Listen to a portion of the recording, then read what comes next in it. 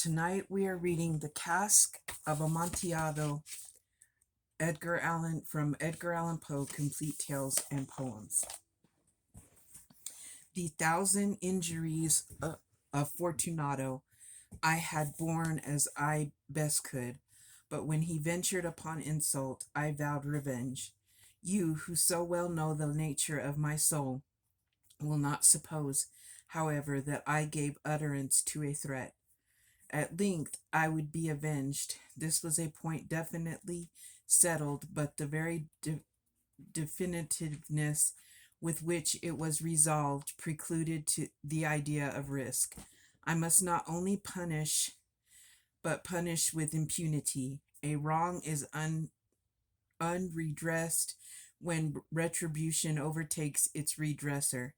It is equally unredressed when the avenger fails to make himself felt as such to him who has done the wrong. It must be understood that neither by word nor deed had I given Fortunato cause to doubt my goodwill. I continued, as was my wont, to smile in his face, and he did not perceive that my smile now was at the thought of his immolation. He had a weak point, this Fortunato, although in other regards he was a man to be respected and even feared. He prided himself on his connoisseurship in wine. Few Italians have the true virtuoso spirit. For the most part, their enthusiasm is adopted to suit the time and opportunity to practice imposture upon the British and Austrian millionaires. In painting and gemmery, Fortunato, like his countrymen, was a quack, but in the matter of old wines he was sincere. In this respect I did not differ from him materially. I was skillful in the Italian vintages myself, and bought largely whenever I could. It was about dusk one evening during the supreme madness of the carnival season that I encountered my friend. He accosted me with excessive warmth, for he had been drinking much. The man wore motley. He had on a tight-fitting party striped dress, and his head was surmounted by the conical cap and bells. I was so pleased to see him that I thought I should never have done wringing his hands. I said to him, "My dear Fortunato, you are luckily met. How remarkably well you are looking today! But I have received a pipe of what passes from Amontillado, and I have my doubts." "How?" said he. "Amontillado? A pipe? Impossible, and in the middle of the carnival." "I have my doubts," I replied, "and I was silly enough to pay the full Amontillado price without consulting you in the matter. You are not to be found, and I was fearful of losing a bargain." "Amontillado? I have my doubts. Amontillado, and I must satisfy them. Amontillado. As you are engaged, I am on my way to Lucchesi. If any one has a critical turn, it is he. He will tell me. Lucchesi cannot tell Amontillado from sherry. And yet some fools will have it that his taste is a match for your own.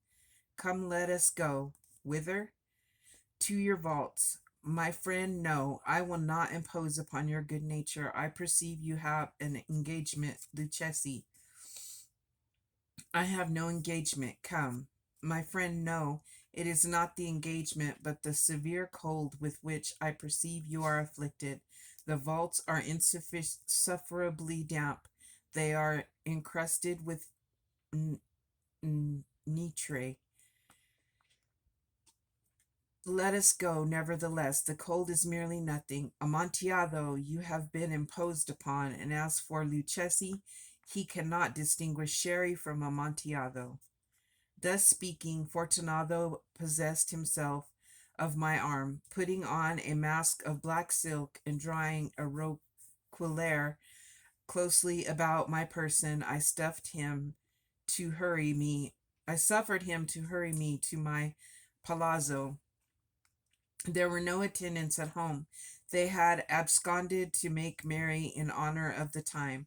I had told them that I should not return until the morning, and had given them explicit orders not to stir from the house. These orders were sufficient, I well knew, to ensure their immediate disappearance, once and all, as soon as my back was turned. I took from their sconces 2 flambeaux, and giving one to Fortunato, bowed him through several suites of rooms to the archway, and led into the vaults. I passed down a long and winding staircase, requesting him to be cautious as he followed. He came at length to the foot of the descent, and stood together on the damp ground of the catacombs of Montesinos. Montrosors. The gait of my friend was unsteady, and the bells upon his cap jingled as he strode. "The pipe," said he. "It is farther on," said I, "but observe the white web work which gleams from these cavern walls." He turned towards me and looked into my eyes with 2 filmy orbs that distilled the rheum of intoxication. "Nitre?" he asked at length. "Nitrate," I replied. "How long have you had that cough?" "Ugh, ugh, ugh, ugh, ugh, ugh, ugh, ugh, ugh." My poor friend found it impossible to reply for many minutes. "It is nothing," he said at last. "Come," I said with decision, "we will go back. Your health is precious. You are rich, respected, admired, beloved. You are happy, and once I was. You are a man to be missed. For me, it is no matter. We will go back. You will be ill, and I cannot be responsible. Besides, there is Luchesi." "Enough," he said. "The cough is a mere nothing. It will not kill me. I shall not die of a cough." "True, true," I replied, "and indeed I had no intention of alarming you unnecessarily, but you should use all proper caution. A draught of this medoc will defend us from the damps." Where I knocked Here I knocked off the neck of a bottle which I drew from a long row of its fellow that lay upon the mould. "Drink," I said, presenting him the wine. He raised it to his lips with a leer. He paused and nodded to me familiarly while his bells jingled. "I drink," he said, "to the buried that repose around us, and I to your long life." He again took my arm, and we proceeded. "These vaults," he said, "are extensive." "The Montresors," I replied, "were a great numerous family. I forget your arms." "A huge human foot d'or in a field azure. The foot crushes a serpent rampant whose fangs are embedded in the heel." "And the motto?" "Nemo me impune lacessit." "Good," he said. The wine sparkled in his eyes, and the bells jingled. My own fancy grew warm with the medoc. We had passed through walls of piled bones, with casks and puncheons intermingling into the inmost recesses of catacombs. I paused again, and this time I made bold to seize Fortunato by an arm above the elbow. "The nitre," I said. "See, it increases. It hangs like moss upon the vaults. We are below the river's bed. The drops of moisture trickle among the bones. Come, we will go back ere it is too late. Your cough." "It is nothing," he said. "Let us go on. But first, another draught of the medoc." I broke and reached him a flagon of de Grave. He emptied it at a breath. His eyes flashed with a fierce light. He laughed and threw the bottle upwards with a gesticulation I did not understand. I looked at him in surprise. He repeated the movement, a grotesque one. "You do not comprehend?" he said. "No," I replied. "Then you are not of the Brotherhood." "How? You are not of the Masons?" "Yes, yes," I said. "Yes, yes. You? Impossible. A Mason?" "A Mason," I replied. "A sign," he said. "A sign." It is this, I answered, producing a trowel from beneath the folds of my roquelaire. You jest, he exclaimed, recoiling a few paces, but let us proceed to the Amontillado. Be it so, I said, replacing the tool beneath the cloak and again offering him my arm. He leaned upon it heavily. We continued our route in search of the Amontillado.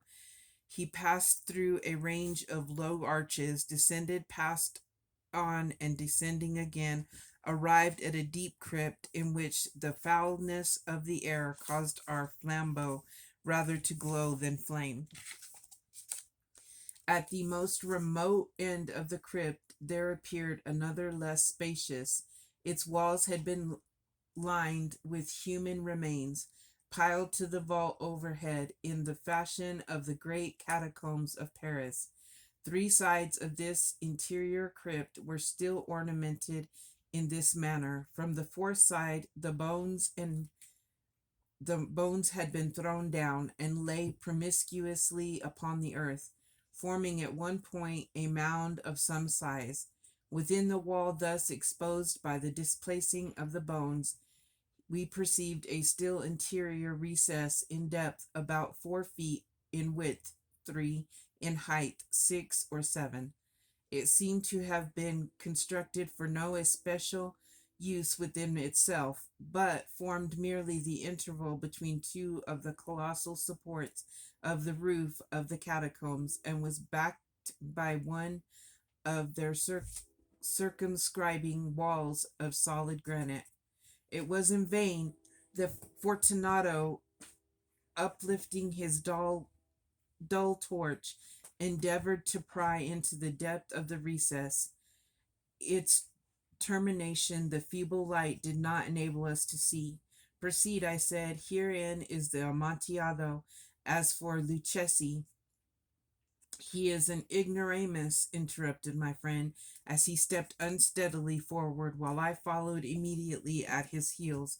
In an instant he had reached the extremity of the niche, and finding his progress arrested by the rock, stood stupidly bewildered. A moment more, and I had fettered him to the granite. In its surface were two iron staples, distant from each other about 2 feet horizontally. From one of these depended a short chain, from the other a padlock. Throwing the links about his waist, it was but the work of a few seconds to secure it. He was too much astounded to resist. Withdrawing the key, I stepped back from the recess. Pass your hand, I said, over the wall. You cannot help feeling the nitrate. Indeed, it is very damp. Once more, let me implore you to return. No? Then I must positively leave you. But I must first render you all the little attentions in my power. The Amontillado, ejaculated my friend, not yet recovered from his astonishment. True, I replied, the Amontillado. As I said these words, I bruised myself among the pile of bones, busied myself among the pile of bones of which I have before spoken. Throwing them aside, I soon uncovered a quantity of building stone and mortar. With these materials, and with the aid of my trowel, I began vigorously to wall up the entrance of the niche. I had scarcely laid the first tier of the masonry when I discovered that the intoxication of Fortunato had in a great measure worn off. The earliest indication I had of this was a low moaning cry from the depth of the recess.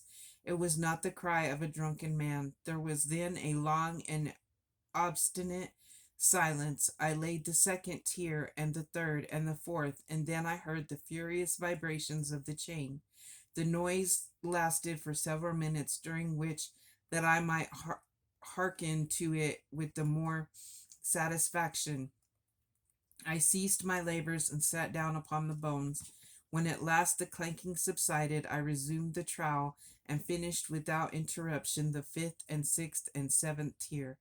The wall was now nearly upon a level with my breast.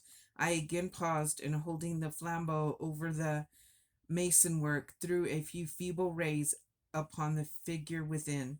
A succession of long and shrill screams, bursting suddenly from the throat of the chained form, seemed to thrust me violently back for a brief moment. I hesitated, I trembled, unsheathing my rapier. I began to grope with it about the recess, but the thought of an instant reassured me. I placed my hand upon the solid fabric of the catacombs and felt satisfied. I approached the wall. I replied to the yells of him who clamored. I re echoed. I asked. I aided. I surpassed them in volume and in strength. I did this, and the clamor grew still. It was now midnight, and my task was drawing to a close. I had completed the eighth, the ninth, and the 10th tier. I had finished a portion of the last and the 11th. There remained but a single stone to be fitted and plastered in. I struggled with its weight. I placed it partially in its destined position. But now there came from out the niche a low laugh that erected the hairs upon my head. It was succeeded by a sad voice, which I had difficulty in recognizing as that of the noble Fortunato. The voice said, "Ha ha ha, he, a very good joke indeed, an excellent jest. We shall have many a rich laugh, at but about it at the palazzo, he, over our wine, he. The Amontillado, I said. He, yes, the Amontillado. But is it not getting late? Will not they be awaiting us at the palazzo? The Lady Fortunato and the rest, let us be gone. Yes, I said, let us be gone, for the love of God, Montresor. Yes, I said, for the love of God. But to these words I hearkened in vain for a reply. I grew impatient. I called aloud, Fortunato. No answer. I called again, Fortunato. No answer still. I thrust a torch through the remaining aperture and let it fall within. There came forth in reply only a jingling of bells. My heart grew sick on account of the dampness of the catacombs. I hastened to make the end of my labor. I forced the last stone into its position. I plastered it up against the new masonry. I re-ejected the old rampart of bones. For the half of a century no mortal has disturbed them in pace requiescat.